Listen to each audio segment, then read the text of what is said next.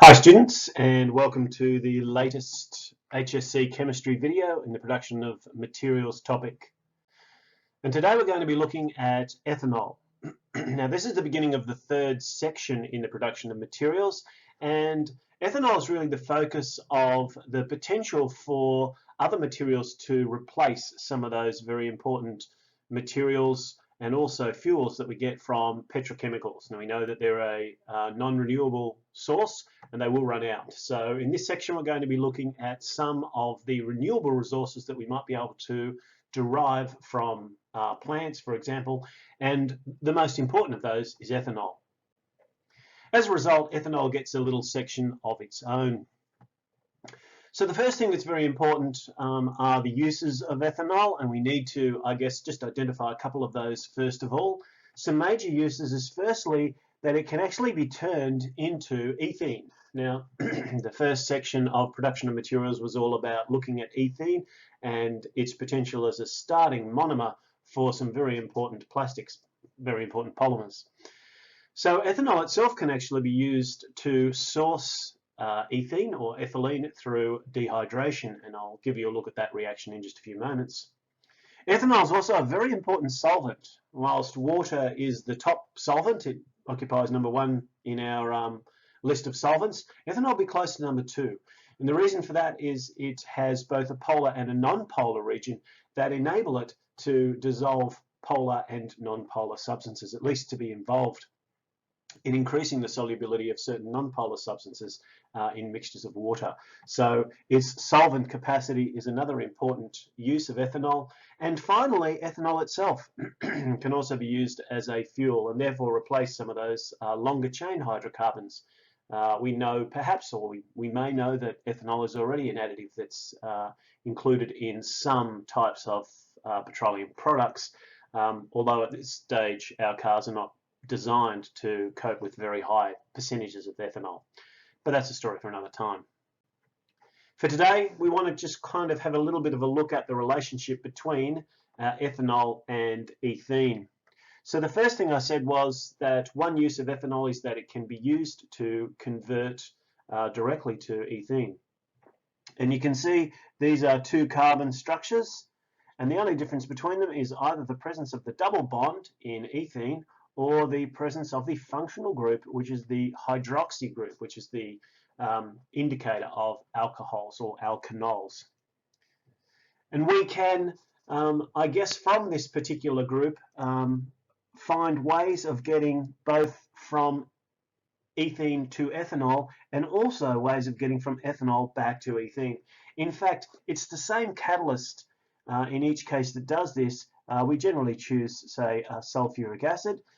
And the difference is really the dilution factor.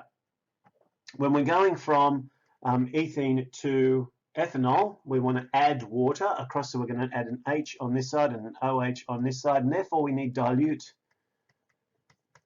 sulfuric acid. But when we're going in the opposite direction, we need concentrated, and this is because we actually want to pull the water out of the structure. So here's the actual conversion.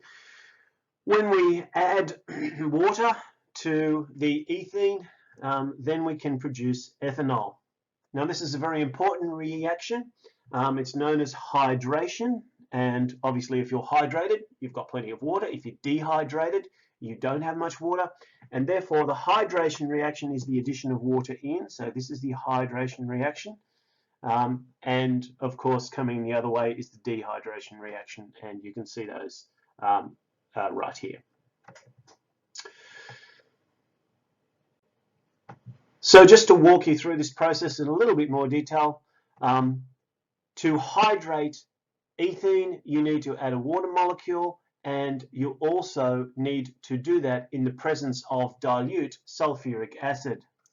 Now with most reactions, we know that adding heat will actually increase the kinetic energy of the particles and make them more likely to reach the sufficient activation energy for that reaction to proceed. So adding heat can also work, but it's the presence of dilute sulfuric acid in this case which helps to facilitate this reaction and produce ethanol as our product. So The key here is to remember that if we're going to add water in, then we have a dilute solution. And if you think about the fact that a dilute solution has lots of water, concentrated solution has less water, then if we've got lots of water in a dilute solution, that water, that excess water, if you like, is what's being used to add across the double bond right here. And we increase the temperature to about 300 degrees, and that just helps to facilitate that reaction. Obviously, at that temperature, the water is going to be a gas. The reverse of that is a dehydration reaction, and that's when we start with ethanol and we produce ethene or ethylene and water as a byproduct.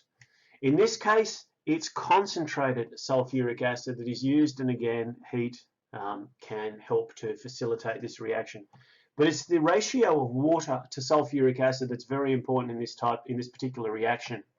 So again, about the same temperature as we used before. The critical difference is the presence of concentrated sulfuric acid. So much less water, much more of those sulfuric acid, well, ions they'll be,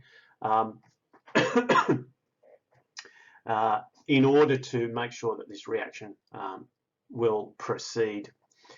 Again, states are going to be something slightly different, so we're going to have to sort of think about our terminology in terms of what is ionic, what is molecular, as we change the temperature to 300 degrees.